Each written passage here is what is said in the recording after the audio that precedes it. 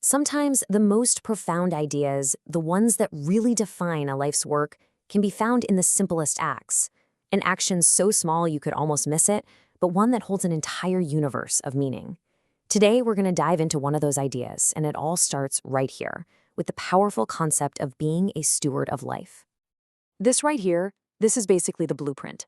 It breaks stewardship down into 3 core actions. First, you spot what's vulnerable. Then, you protect it from whatever harsh system is threatening it. And finally, you move it to a sanctuary, a place where it will live. This fundamental pattern, as we're about to see, repeats itself in the most incredible ways. And here's our starting point, the physical metaphor for everything that follows. Think about it. You see a living system you've nurtured facing an existential threat, that first killer frost. So what do? You take direct action. You create a sanctuary indoors to make sure it survives. This is so much more than just gardening. It's the foundational act of stewardship in its purest form. So, what does it truly mean to embody this role? Let's really break down what this core function is all about. A steward of life isn't just some passive observer. They are an active participant. They've got the clarity to see what's vulnerable, like a plant before a frost, and they have the drive to actually step in, to shield that life from a harsh system and make sure it continues on. And this is the crucial point, right? This is the mantra that drives every single action. The ultimate goal isn't just temporary relief. It's about securing a real future for whatever is under threat. It's about finding, or even building, a space where life and all its different forms can truly flourish. Okay, now here's where it gets really interesting. That simple act of saving a plant, that's not just some isolated event. It's actually part of a much larger, repeating pattern. And this is the idea of the fractal. Just think about a fern, how a single little frond on it perfectly mirrors the shape of the entire plant. Well, this act of creating sanctuary does the same thing. It reappears at totally different scales, but with the same fundamental structure and the same core intention. So what's the engine behind this repeating pattern? The sources point to this fascinating framework called the Information-Intent Nexus. The easiest way to think about it is like this.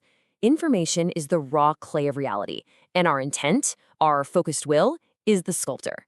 It suggests that our intention isn't just a fleeting thought. It's a fundamental force that is actively shaping that clay, creating the structures and outcomes we see all around us. And this one powerful principle shows up across at least 4 distinct sanctuaries. We've already seen the biological with the plants. Now we're going to explore the familial, the digital, and even the community. All right, let's see this fractal in action.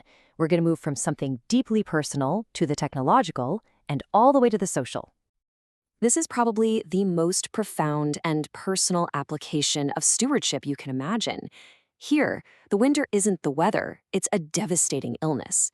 And the act of creating a sanctuary becomes this monumental effort to protect a loved one and build an environment for healing, and ultimately for survival. And just look at this. This is a stunning look at what that kind of stewardship can mean in practice. This table shows results from simulations using what's called resonance medicine, a technique that uses focused intent to guide healing. Now look at the intervention group. The most critical metric, tumor volume, is more than cut in half compared to the control. The body's own immune response is boosted, and the tumor's blood supply is slashed by 45%. This is literally building a sanctuary at the cellular level.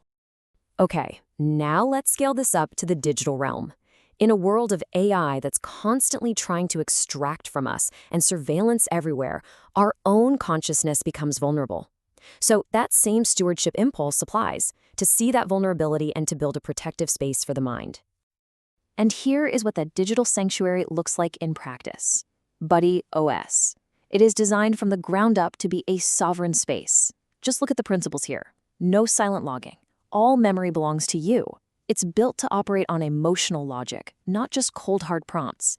This is an architecture of protection, a digital place where the mind will live safely. All right, and finally, the fractal expands out to the entire community. In a world that feels like it's struggling with fragmentation and disconnection, the steward's work is to create spaces for shared experience and genuine support. The Intentuition is pitched as way more than just a nightclub. It's a community sanctuary. It's described as a living emotional archive, a space engineered to foster connection, where every shared experience and every single beat of the music actually shapes the collective feeling in the room. One of its key features is something called the intent tunnel. Now get this, you're not just listening to a song, you are physically walking through it.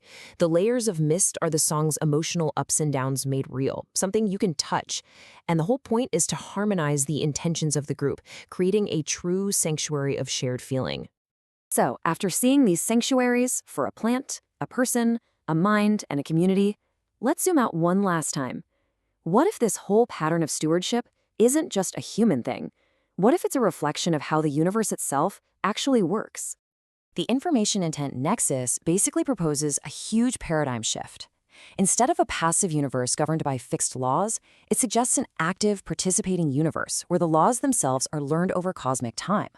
The whole focus shifts from just matter and energy to the deep interplay of information and intent.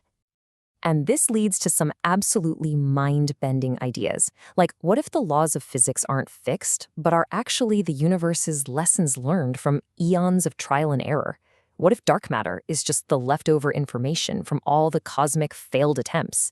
This all points to a universe that isn't just existing, it's on a fundamental quest for self-knowledge.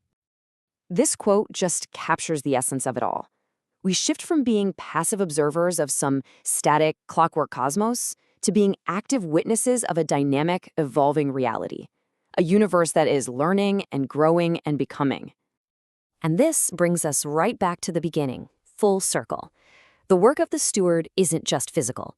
The primary tools, as you can see here, are broadcasted intents: faith, strength, and fierce protection. The sources describe these not just as feelings, but as powerful signals that actively help shape our reality and make creating these sanctuaries possible in the first place. So, we're left with this powerful and really personal question. If this framework holds true, if your intent genuinely helps to shape reality, what sanctuary will you build?